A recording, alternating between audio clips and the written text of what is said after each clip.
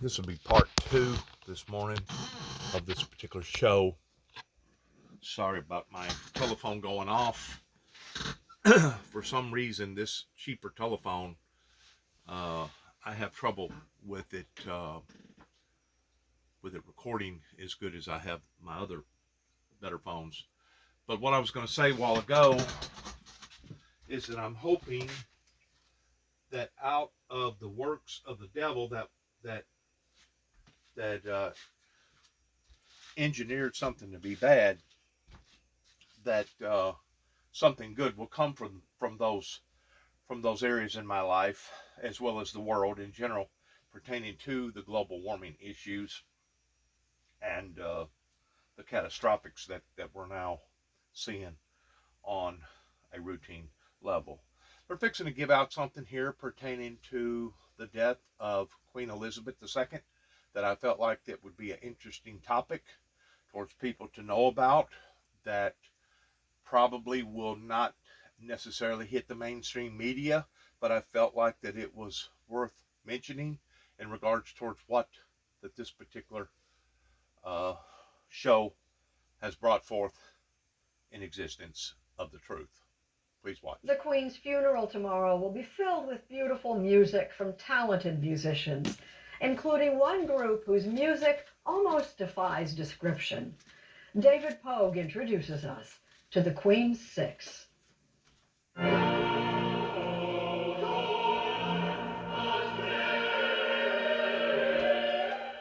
Tomorrow, in St. George's Chapel at Windsor Castle, Queen Elizabeth will be laid to rest, and the choir of St. George's Chapel will fill the room with song, as it has at royal events for nearly 700 years. The choir was founded in 1352, so it's quite old.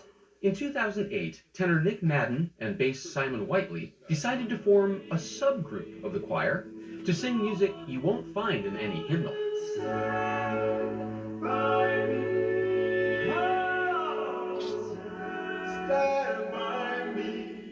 They're called the Queen's Six, named not for the recently departed Queen Elizabeth II, but her much more ancient namesake. We're named after Queen Elizabeth I. So you're not going to change your name to the King's Six? No, absolutely not, no. Whiteley and Madden had noticed that the full chapel choir was often asked to sing something lighter after royal dinners. Sort of classic Queen Six program would start with maybe 3 or 4 pieces of early church music, so from 500 years ago. We then might sing a few folk songs.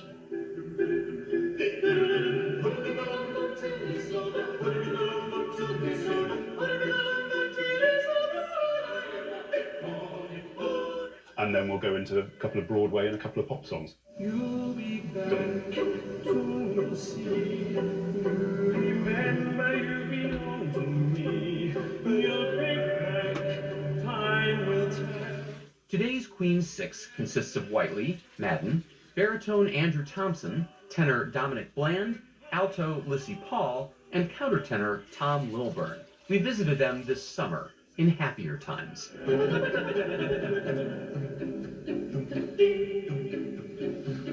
Only Tom has perfect pitch. Yes, I'm a total freak. Yeah. Can I hear an F sharp? Yeah, you're right. Yeah.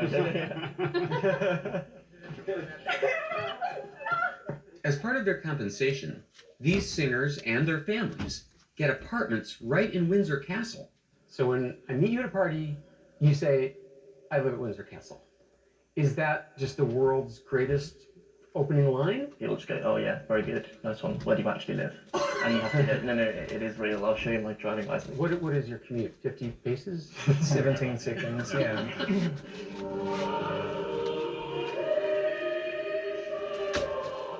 8 times a week, they rejoin the full St. George's Choir in the historic chapel to sing for daily services, which are open to the public.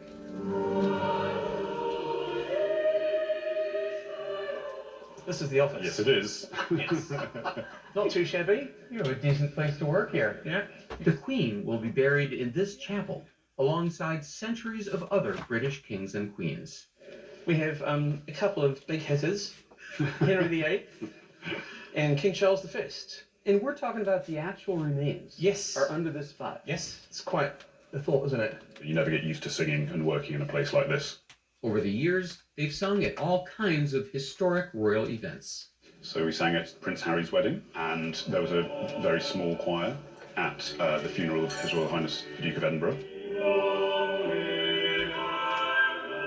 That's the Queen's husband, Philip, who died last year. For hundreds of years, only men sang in the St. George's Chapel Choir. But last year, it admitted women for the first time, and the Queen's Six followed suit by welcoming Lissy Paul. We knew she was exactly the right fit. Usually the higher stuff I'll sing, and then, yeah, I can do the lower stuff too, so. That's the reason Very for the difficult. job. We can do everything. There's a cultural question, too. Mhm. I mean, you're coming into a bro culture of its kind? We've never been called a bro culture before. Which is very, very historical. The fact that after so many years have passed, now finally they have opened up in allowing for girls, women, to be in the choir. And you could tell the atmosphere in St. Elizabeth's pre-funeral that hasn't yet completed until tomorrow in regards towards the overtones that sounded absolutely heavenly in the choir music that I've already heard coming from that area. And one has asked, I heard one commentator ask, not on this particular show, but on something else pertaining to Queen Elizabeth II's death, that how come so many people in the Western world is interested about the British monarchy pertaining to the United Kingdom? And first of all, I'd like to say that, first of all, it's not just the Western world that is interested, but the world in general, because of what that they had established going all the way back to the Knights Templar, going all the way back to the defeating of the dragon days, hundreds and hundreds, possibly even thousands of years ago. That how that they have created something that is still to this day recognizable. And plus the fact that our system in general here in America, and that other countries have now adapted, basically started over in that area hundreds of years ago, pertaining to courts, hearings, having debates, being able to vote in and vote out certain things, that whole system was birthed from that whole territory or that area that now is still holding on to their historical facts.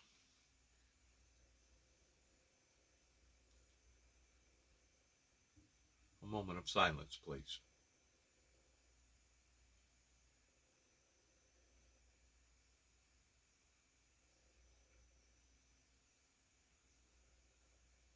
In respect and honor of the family.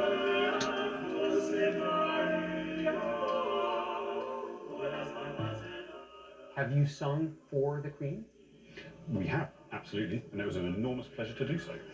Is there some concern about you are representatives of the royalty? We take it all very seriously, and the responsibility we feel for it, as well as having fun with it, because we've all got a sense of humour.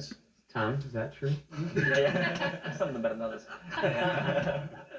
In February, the Queen's Six will release a new pop album and perform live at New York City's Town Hall.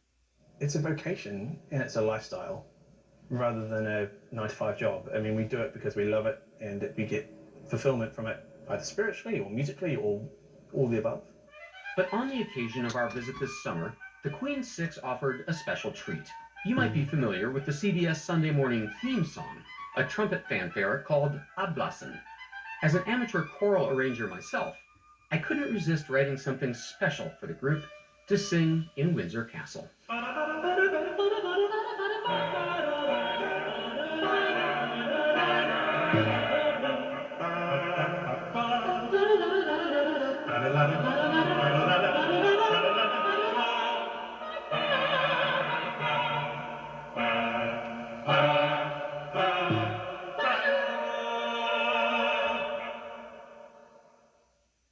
And there you have it. A show that has been on for a great sometimes, not quite as long as Better Homes and Garden and other types of magazines, but it's very enlightening to know that they're still out there and they're still bringing us the information that a lot of people are interested in knowing today. Journalist Rachel Aviv. Her new book, Strangers to Ourselves, focuses on the challenges faced by those struggling with mental illness. When I talk to people with mental illness, I'm often struck by how hard it is for them to communicate what it feels like. Once a young woman told me that trying to describe her symptoms was like trying to explain what a bark sounds like to someone who's never heard of a dog. Another person who had just been diagnosed with schizophrenia told me she studied her diagnosis in the DSM, the Manual for Mental Disorders. Her experience of illness felt so hard to pin down that she worried she was inadvertently adjusting her own behavior to fit the way it had been classified. I want to weigh in on what they're talking about here pertaining to mental illness, because it's a subject now that has really come up just since COVID has hit within the past couple of years, that a lot of doctors and psychiatrists and et cetera, is now recognizing towards being a primary problem, not only here in America, but throughout the world.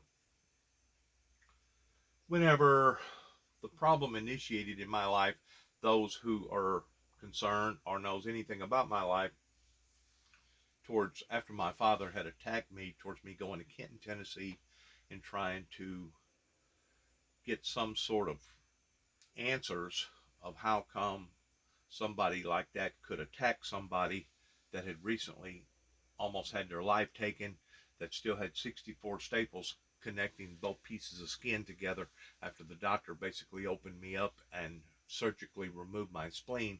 How could that be towards somebody attacking me and then basically getting away with it? But not only did that backfire towards me not achieving what I wanted to achieve that day, you know, and I don't even know for sure if I would had been willing to have put charges upon to my father at the time towards attempted murder, because it was never discussed. It had never been discussed with the authorities over in Kenton, Tennessee, pertaining to charging my father with this.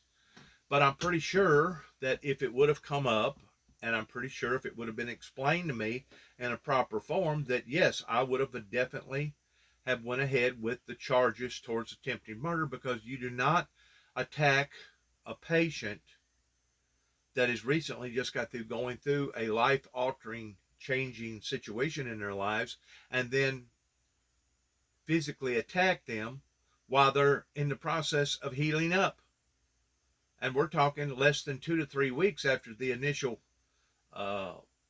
problem occurred in my life, was whenever the devil working through my father allowed for my father to attack me the way that he did, because it was Satan working through my father, my biological father, that wanted to ruin or end any type of existence towards me fulfilling my purpose, because the devil at that time knew that God had intervened in my life and that my life had been spared, and the devil did not want me to fulfill my purpose.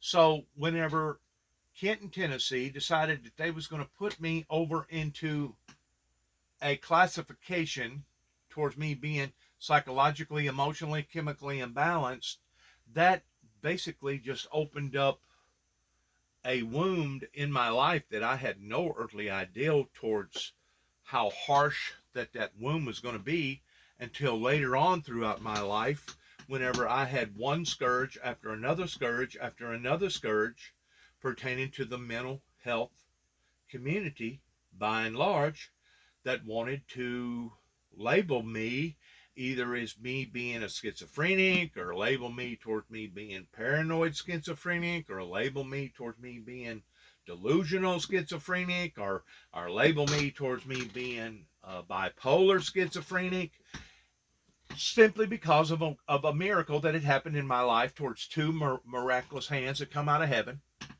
that I felt wrap around both of my wrists, that the Holy Spirit entered into my body as a 4,000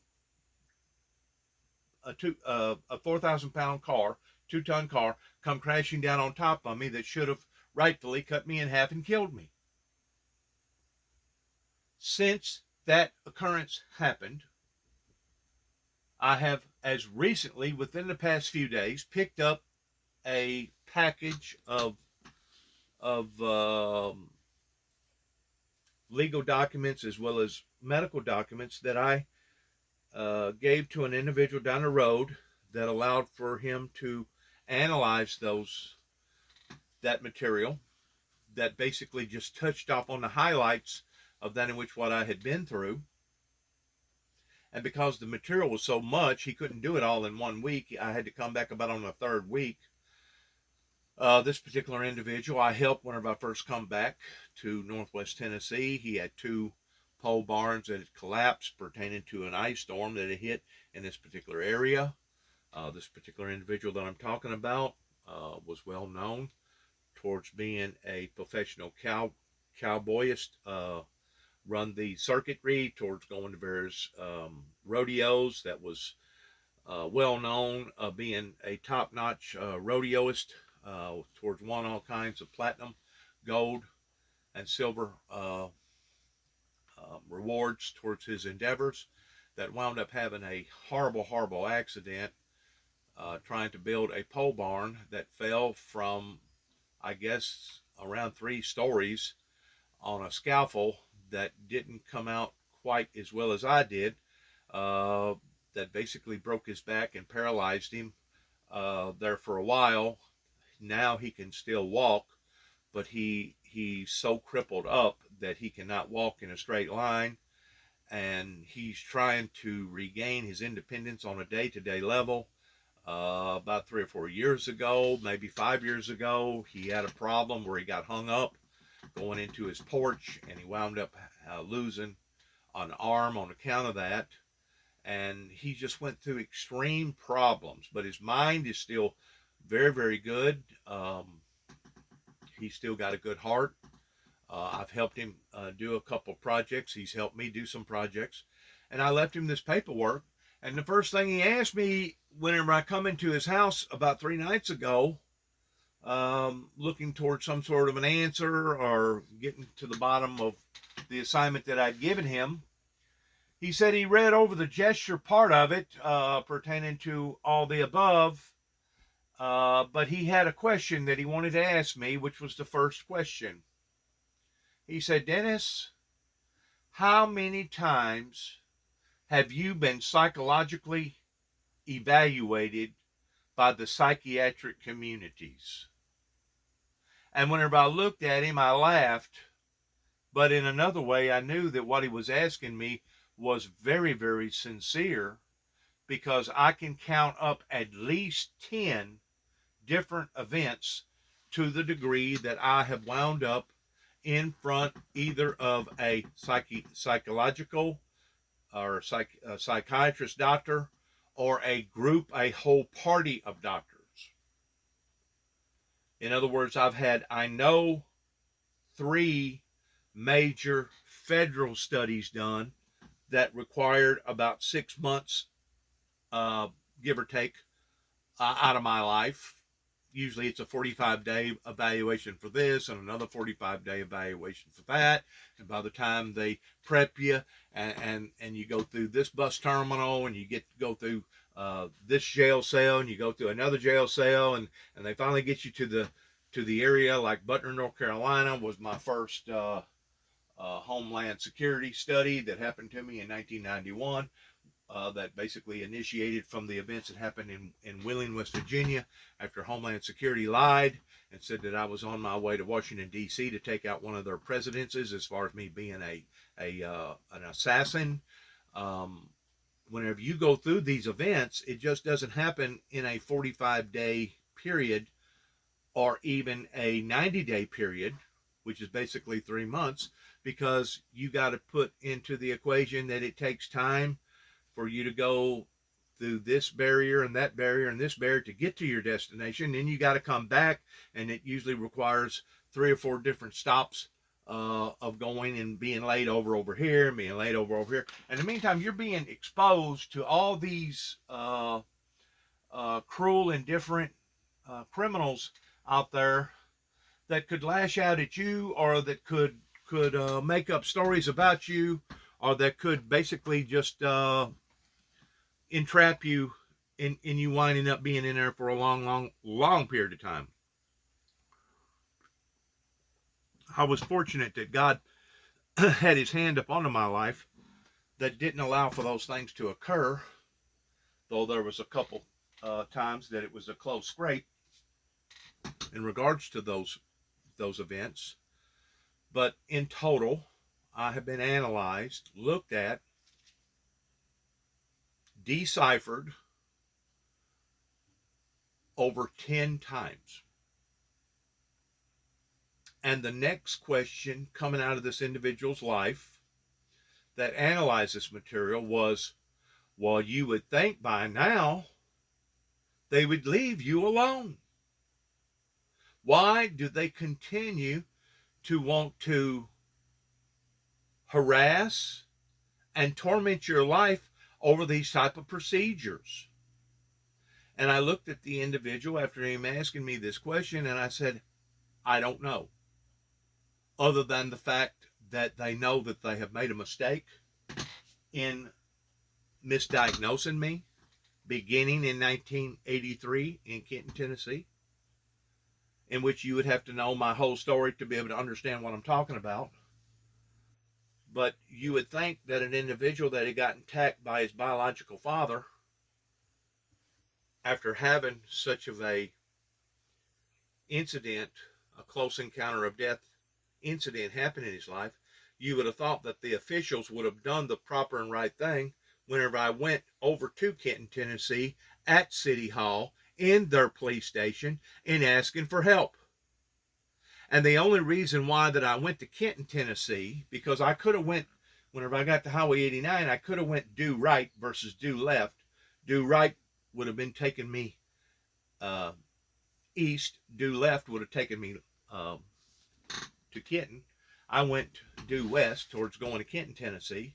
And the reason why I went there was because of the fact that my mother was raised up there, and I felt like because of the seeds that had been planted there, that they would have more of a tendency towards being lenient or understanding in my particular situation versus going right and going to Sharon, Tennessee, where I know that my father had more of a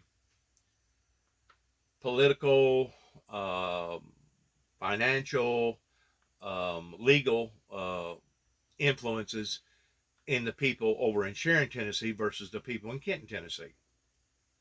What I didn't do that I should have done was put into the equation in 1983 that my uncle had gotten in trouble previous to my accident, and they basically busted him in Kenton, Tennessee, that went through the community like a dose of sauce going through a widow woman.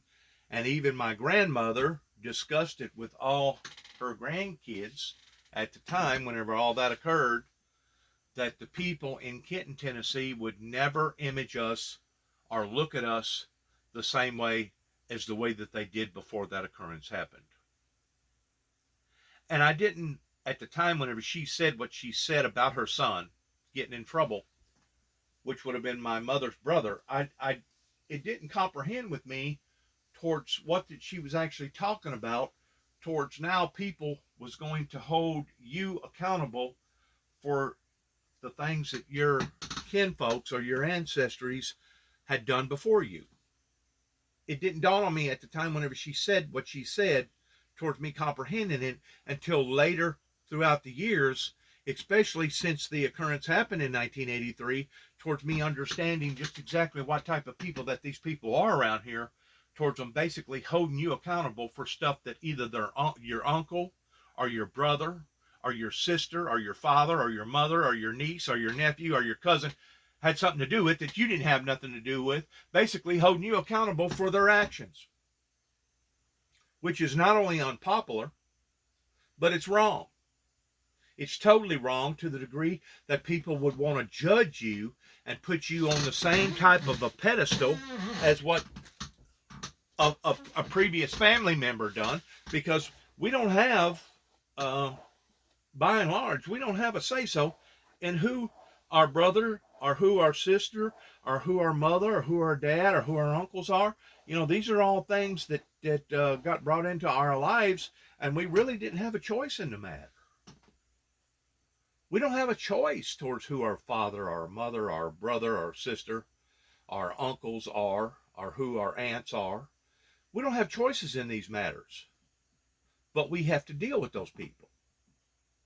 And in these little towns, I'm sure it happens all everywhere, especially in your little towns, that a lot of times people will prejudge you because of who your father, who your mother was. If your mother was a teacher, they're going to kind of hold you to the esteem that, hey, your mother was a teacher. You must be a good individual because your mother was a good individual.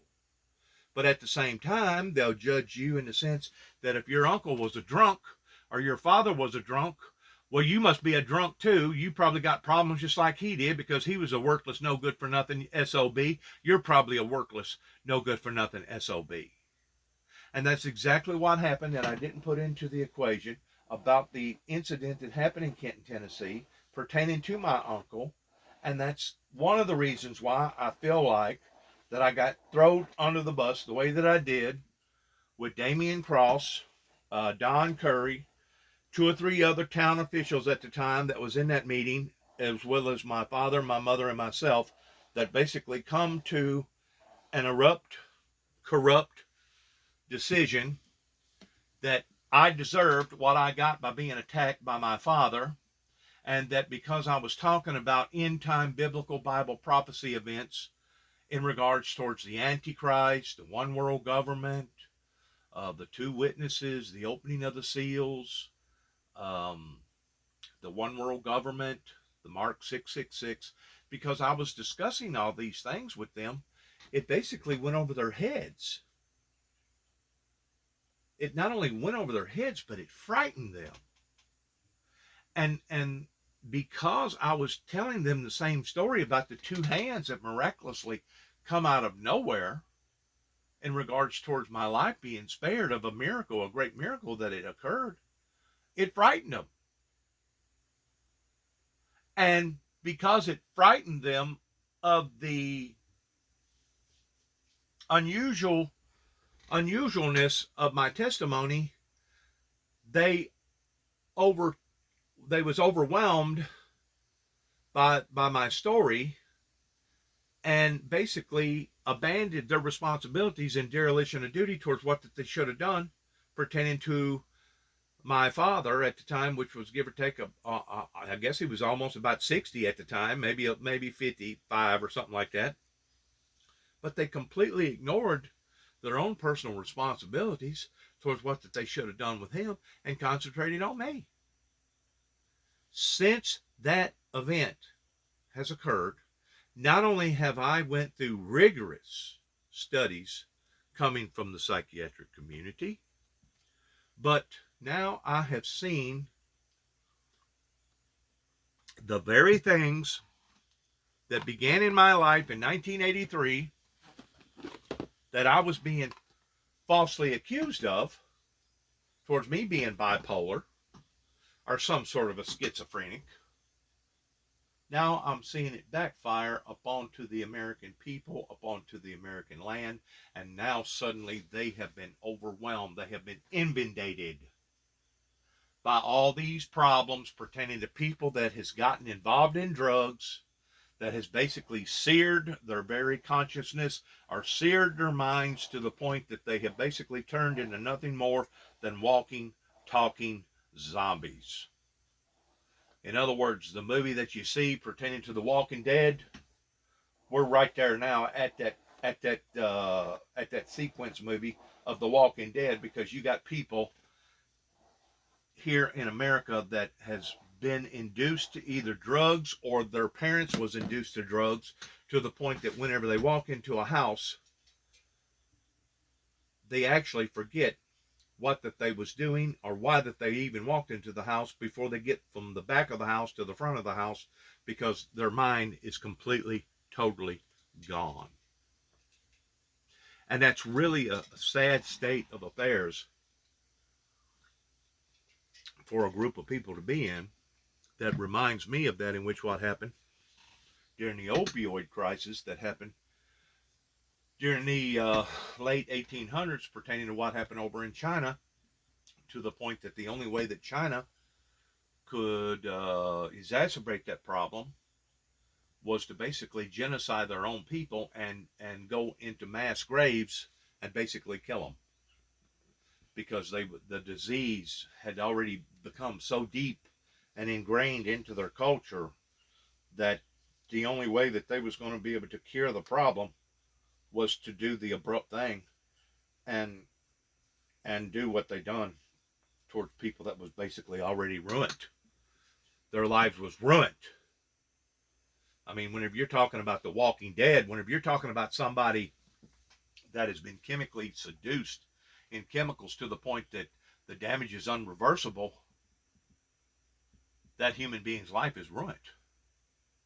Or whenever you're talking about a child that's been born, that their parents was hooked on drugs, experimental drugs, maybe acid, maybe opioids, maybe some other type of chemically induced drug, whenever they're born, and they can't stay focused on who they are and what they're supposed to be doing, that individual's life is basically ruined. So China was forced in a humanitarian way, which may actually get so bad over here in America that we may actually have to do the same thing, sadly to say. But China was forced to have to make a decision in trying to recorrect their problem, that the only way to recorrect their problem was to basically genocide those who had been exposed to this type of disease or this type of chemical. And I hope that that's not what America decides to do with The Walking Dead, with those who have basically zombitized their own lives because of bad decisions, because of politicians that failed the American people, that basically sold us out, to the point that now a lot of these little country communities, they don't have nothing to do with their lives other than to sit around, talk about people, make up lies, smoke weed, take drugs, have sex, and as long as they have a four-wheeler and a good old lady and a shotgun and a dog, they're content. I'm so glad that my son didn't get raised up in the sense of being exposed to that type of lifestyle and falling for that type of lifestyle, towards him being satisfied with nothing more than the above of what I just got through talking about. My son has pushed himself to the degree of becoming a professional operator, in a sense, towards working for a big outfit, towards being a basically a crane operator, but he's a sub pump operator. And he has made a decent career out of his life towards doing that, rather than resort to drugs or stay in a depleted community, to the point that that was the only thing to do, was to sit around and basically look at one another and make up lies about one another and get chemically induced towards basically causing time steadily slip away. But the point that I'm trying to make in all this, and I don't mean this negatively, I mean this in the sense of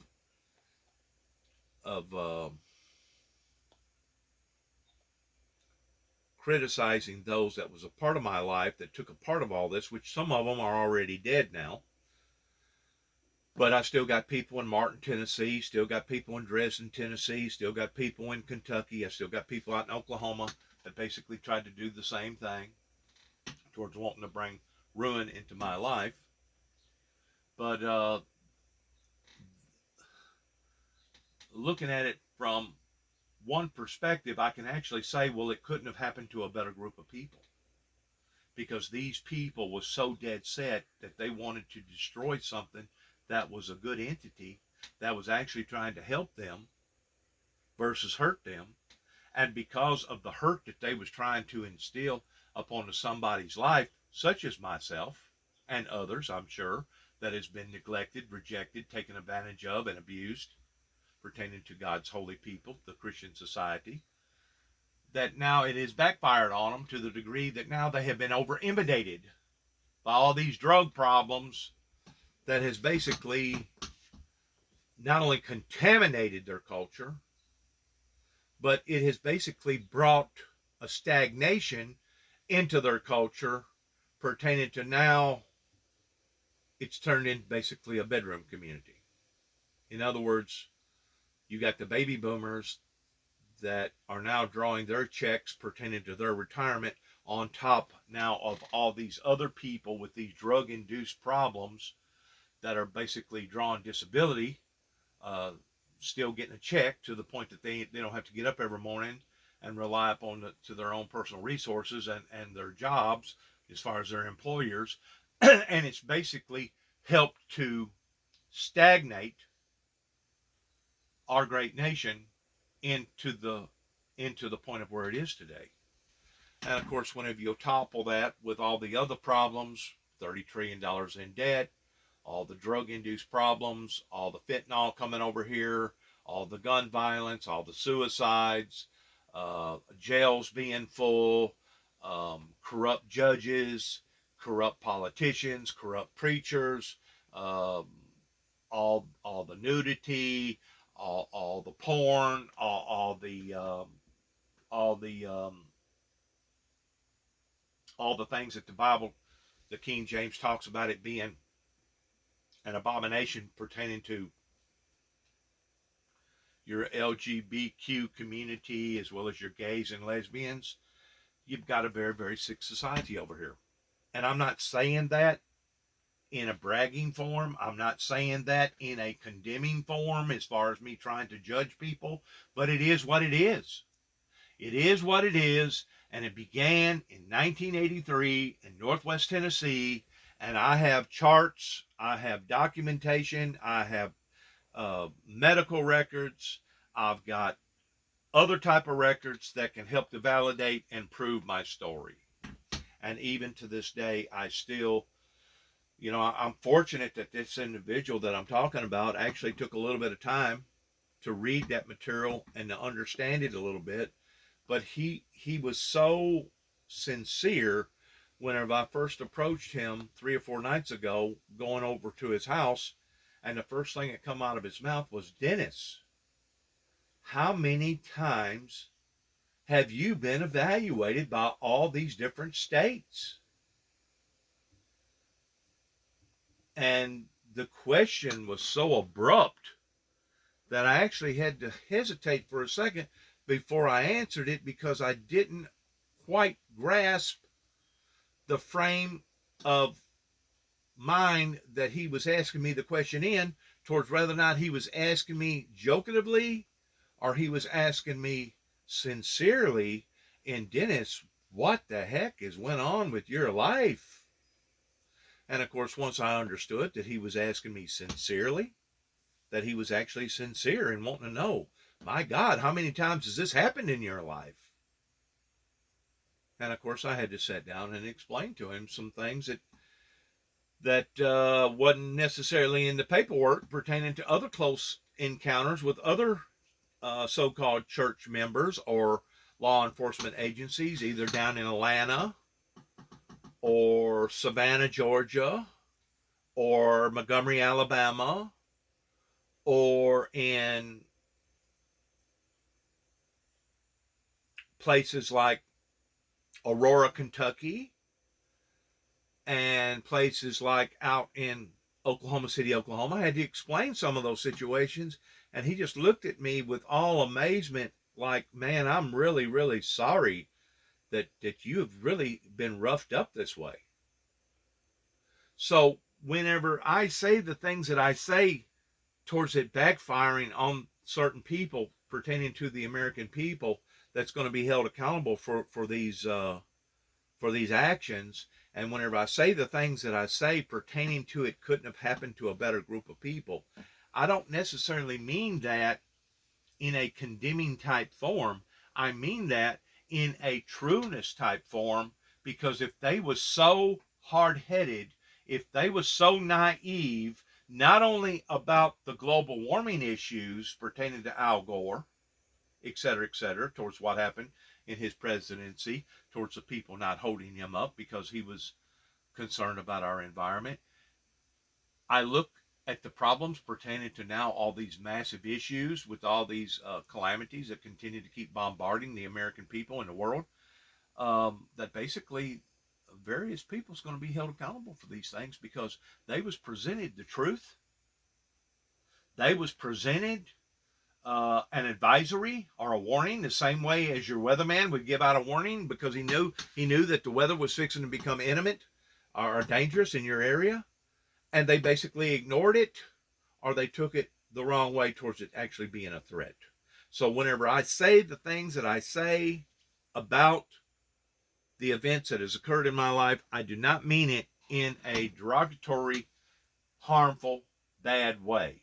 It's only speaking the truth about the fact that it couldn't have happened to a better group of people, because you're talking about an individual that has been struck down over 10 different times in his life. Now I'm 61, towards trying to elaborate my story and to bring my story out before the people, as well as helping the people of giving out the advisories that God had showed me about electrical disturbances. And one of those occurrences pertaining to electrical disturbances was the deal that happened down in Texas towards a major freeze, because our weather has become so irregular pertaining to the things that it's going through right now, that we don't know if it's going to wind up being 90 degrees in the middle of Christmas, or if we're going to wind up getting a major cold wave coming out of the northern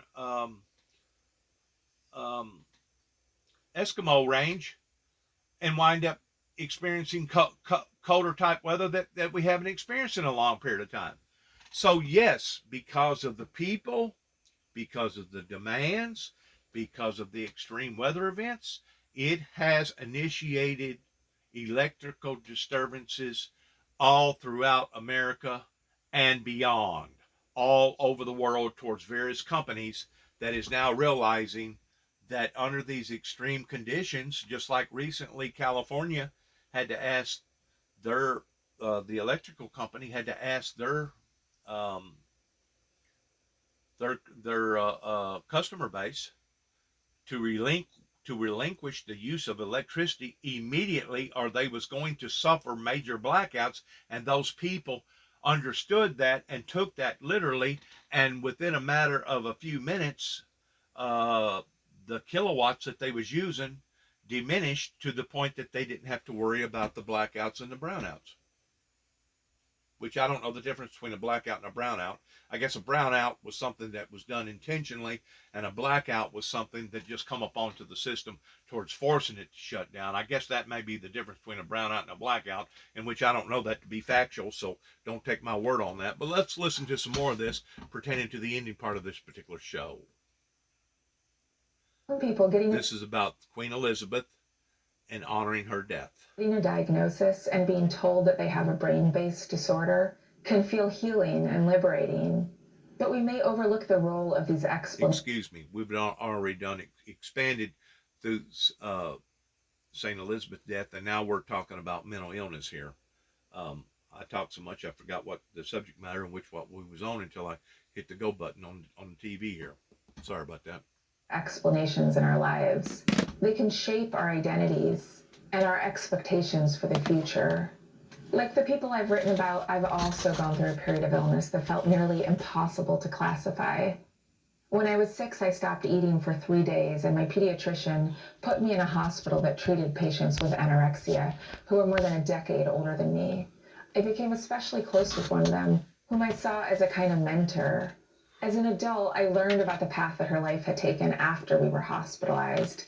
And I was shaken, first, to discover how similar our stories were at the time, and second, to realize how our lives had veered in such different directions. Our outcomes seemed tenuous and perhaps arbitrary.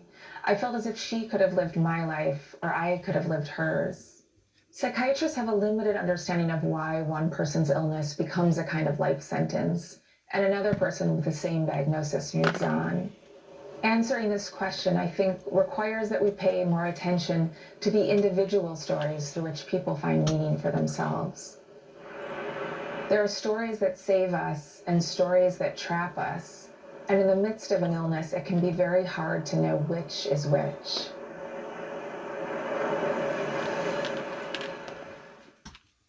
And to be quite honest with you, I have a tendency of wanting to point my finger during the first part of Ronald Reagan's administration after he was shot by Hinckley or whoever it was, that I think now has finally got out of jail and he's no longer in custody. He may still have to go to the doctor, I don't know, periodically, but a great deal of emphasis come upon the fact of mental illness during the time that Hinckley tried to do that to Reagan. And it was somebody in the Reagan administration that basically said, well, you know what, we're spending entirely too much money here on the mental health institutions in America. Let's bring up a brand new set of rules, and those rules are going to be for all these hospitals that are in housing all these people with all these problems. If that person or persons proves to be not harmful either to themselves or to society, let them out. Let them out and put them out on the streets. And boy, did they ever. Now, the event of 1983 in my life compared with the event that happened in Ronald Reagan's life towards him escaping an assassination bullet was very, very close together. And I personally have pinpointed it down to the point that not only was the evil demonic spirits trying to take me out, but Satan's kingdom, his evil demonic kingdom, was also trying to take Ronald Reagan out, because Ronald Reagan had a purpose in his life. Because if you evaluate Ronald Reagan's life, way before he ever got into the filming industry, you will see where some significant things happened in Ronald Reagan's life whenever he was just a young man, that God basically had his hand upon Ronald Reagan's life to allow for him to live and become as notable as an American president as what he did, especially since the Holy Spirit intervened pertaining to the 9 tapes that went to the White House in 1988 that helped him to establish the desecration of the Cold War that had come up between Russia and America there for about 30 or 40 years, that basically was at a standstill, that basically Ronald Reagan helped to break through Gorbachev. And Gorbachev, at the time whenever he done what he done, because of Reagan's administration, was actually looked upon as being a global hero. A global hero. Keep in mind, they just got through suffering because of the nuclear meltdown over in Russia that I think happened in 87, if I'm not mistaken. Keep in mind that they was already in peril pertaining to what was going on with their finances, pertaining to their economy. And of course, in 1989, whenever, or 88, whenever the Berlin Wall fell, then basically their whole system had to be re-overhauled, and that's whenever they supposedly got rid of the KGB, USSR old way of thinking, and opened up a brand new dialogue pertaining to a brand new way of operating, because Ronald Reagan had pegged them towards them being a evil empire. Now, 30 plus years later, those very same works that not only myself, working through the Holy Spirit, but Ronald Reagan's administration has now suddenly crumbled or backfired to the degree that now we have this individual that used to work for the KGB that still has KGB thinking, old USSR thinking, that now has initiated a genocide upon to the Ukrainians because of old harboring past illegitimate feelings in regards towards what Gorbachev successfully began in his presidency, that now is being opposed by various oligarchs, including Putin over in Russia. And it hasn't been until just recently, within the past week and a half, 2 weeks, that now suddenly, all of a sudden, their newscasters and their people over in Russia are now becoming aware of just exactly how horrible a mistake that it was in their government doing what their government done under the leadership of poisonous Putin, that now are demanding for his resignation immediately. It's only been just within the past week and a half or 2 weeks that this has now come up full circle towards now the people that's supposed to be under the control of the iron fist have now suddenly gotten enough nerve to speak up against their leadership and say, you know what this maniac has done has set us back 100 years. In other words, they're starting to recognize the things that he has done was totally incredibly wrong, especially whenever it comes to war crimes of trying to genocide various groups of people that didn't have nothing at all to do with military affairs, that basically just went in and desecrated or genocide whole communities. I think just recently, within the past 4 or 5 days, they have found a mass grave, and God only knows how many more that they'll find, where people have dug these big graves with these backhoes and bulldozers and just started throwing bodies in there. And I think this particular mass grave that they've recently found has about 450, maybe 500 people in it. Does it include women and children? Absolutely. That was one of the ones that they was after.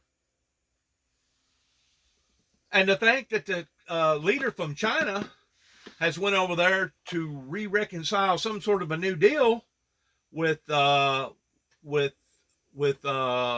Putin is actually a shameful approach coming from China, because I thought China actually had become full circle in regards towards these evil actions that was opposing not only to their own citizens, but opposing to the fact of them being evil entities.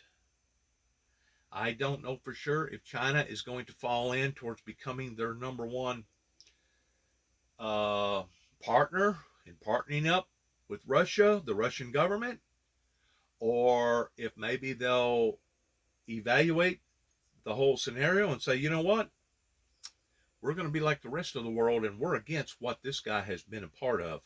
Because I'm telling you right now, what poisonous Putin has done to the Ukrainian people is sicker than, I believe, than that in which what Hitler was a part of, because that in which what Hitler was a part of goes back almost 80 years ago.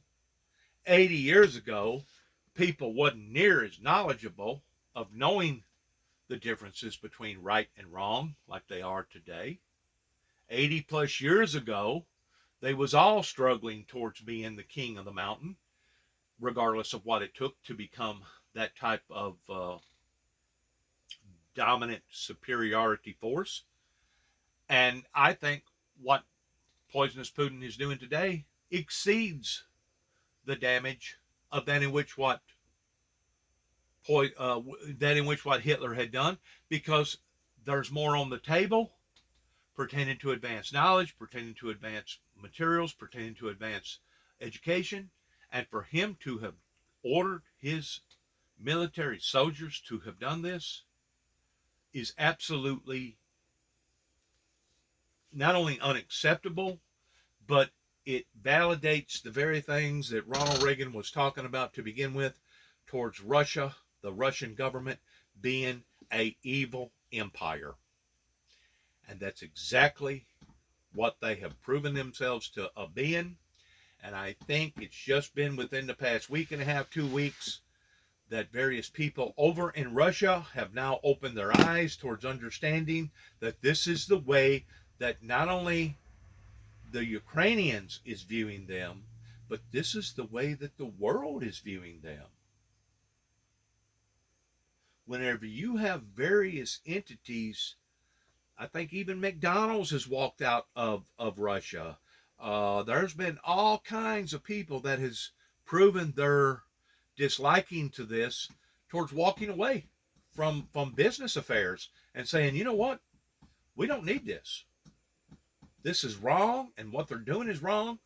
And to be quite frank with you, if somebody doesn't stop what's going on, the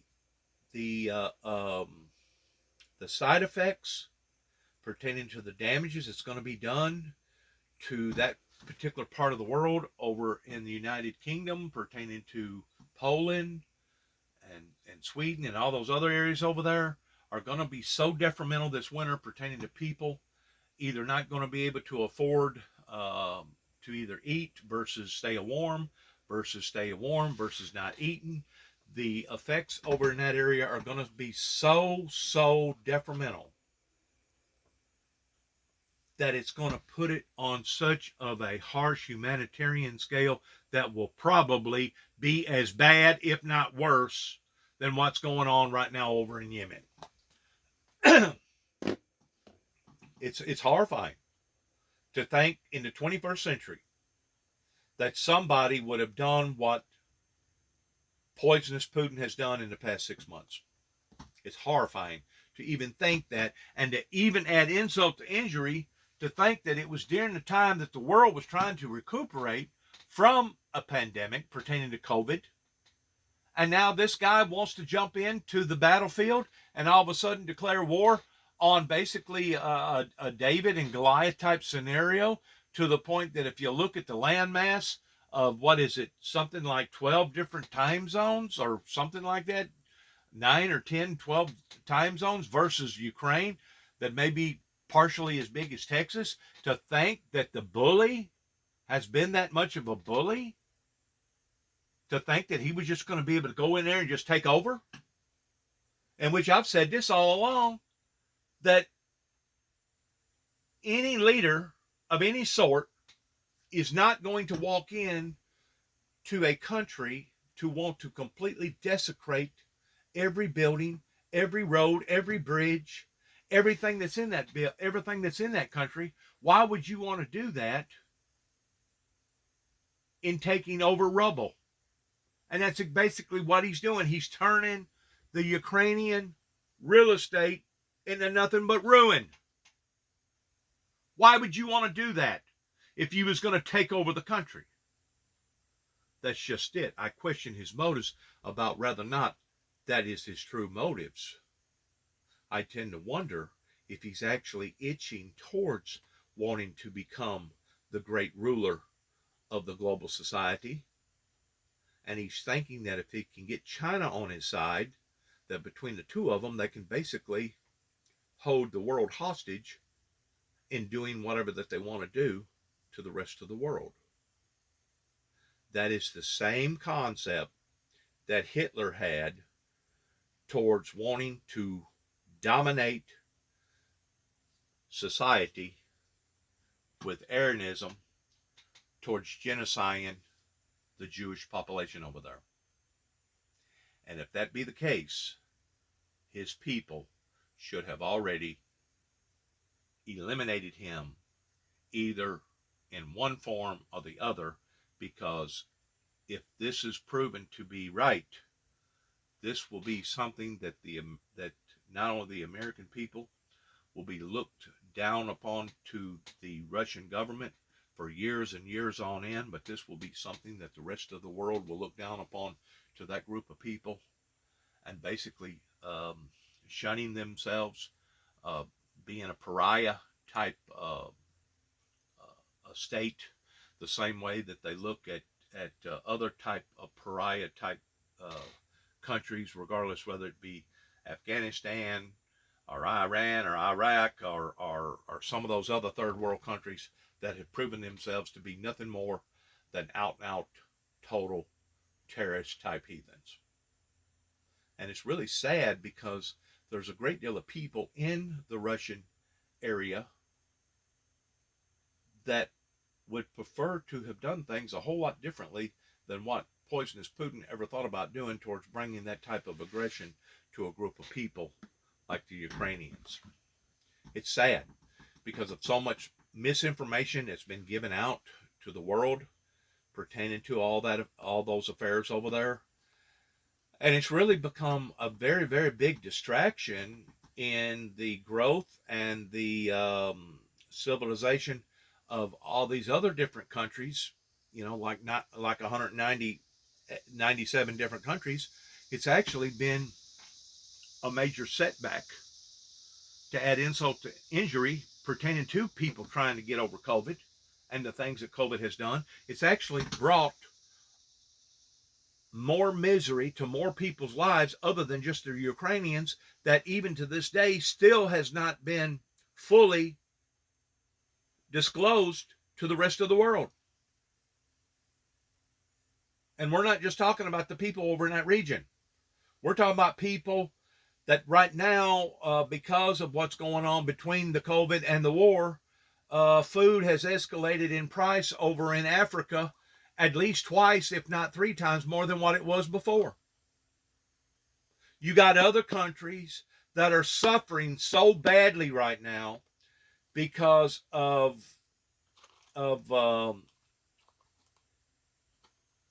shortages, chain line shortages, because of food going up and fuel going up on account of all of it, that it's been detrimental. It has absolutely been detrimental because of that in which what poisonous Putin has accelerated his country into for the past 6 months. It's so sad how that the works beginning in the 80s, regardless whether it was the early 80s or the late 80s, has now been put on the back burner, and it's as if society all of a sudden has taken 1 step forward and 2 steps back, simply because of the indifferences that has occurred in the past 3 years because of either COVID or the war over in Ukraine. It has been so sad. And to watch the suffering and the endless greed and pain that is now coming out in areas like was never even began to imagine, especially if you go back into the presidency of Donald J. Trump into about the second year of his presidency, right before COVID actually hit, things was actually beginning to start turning around, or it looked as if that they was, towards America hopping and going and coming back out on top again towards the economy and etc. So the only thing that I know to do is pray for the people in Kenton, pray for the people in Northwest Tennessee, pray for the people over in Kentucky, pray for the people in Oklahoma, pray for various situations and things that I've been embarked up into, and to pray that maybe one day somebody will take the initiative to care enough about the things, the works that I've been involved in, and the things that has occurred in my life, that will be willing to want to help rather than hurt. That will be willing to actually pursue some sort of involvement rather than to sit on their hands and not do nothing at all. And hopefully we can see a silver lining out of all this, the same way as they seen a silver lining pertaining to the weevils that was attacking a agricultural community pertaining to cotton about 100 years ago, whenever they decided to change from growing cotton to growing nuts. I don't know if they're all peanuts, I don't know if they're other types of nuts, but I thought that that was a good story, and I thought that I would throw this in along with mental illness, about how many people's lives have suffered with great pain since the early 80s. Thank you for listening. Good luck to each and every one of us as we end our story by wanting to cross-reference, referencing pertaining to various stories on TV. We want to thank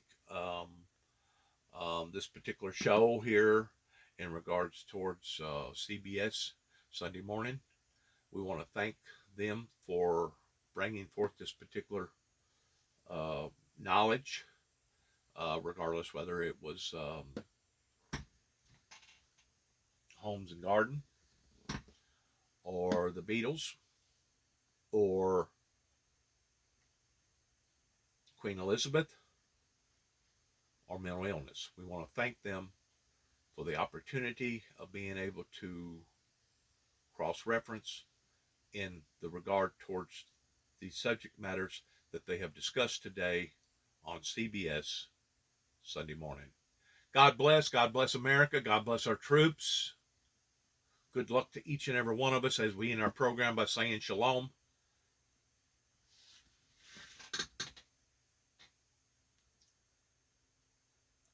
And heaven help us all. Heaven help us all.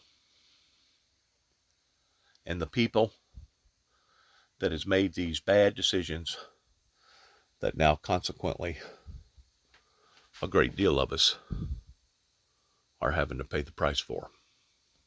Thank you again.